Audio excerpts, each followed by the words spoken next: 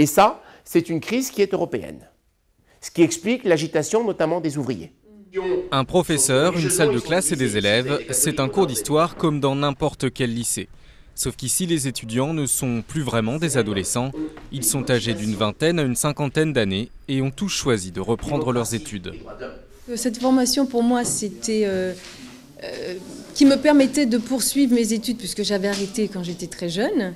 Et je voulais surtout être journaliste puisque même, vous savez, j'en rêvais même. J'en dormais pas la nuit. Donc pour moi, il fallait absolument que j'arrive à concrétiser ce rêve. Passer son bac, un rêve pour tous ces lycéens un peu particulier. Si certains ont choisi de quitter l'école très jeunes, d'autres y ont été contraints à cause d'un accident ou de problèmes de famille. Maryse, lui, a poussé la porte de cet établissement pour apprendre à lire, à écrire et à s'exprimer.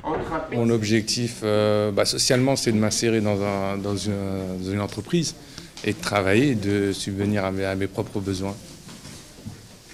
Voilà mon objectif, donc ça passe déjà par l'école, chose que je n'avais pas comprise quand j'étais à l'enfance.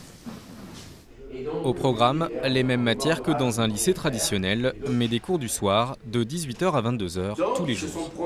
Chaque année, cet établissement accueille 240 étudiants. 7 candidats au bac sur 10 décrocheront le précieux diplôme. Coût de la formation, 80 € par an. Un lycée unique en France où les places sont chères.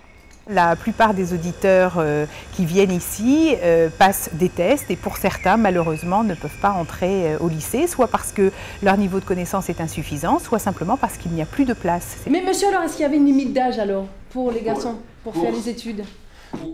Plus d'1 millier d'élèves ont obtenu leur bac depuis la création de ce lycée de la deuxième chance en 1980. Dans quelques jours, ces étudiants devront choisir entre une première scientifique, économique ou littéraire, avant de profiter des grandes vacances et de poursuivre leurs défis à la rentrée prochaine.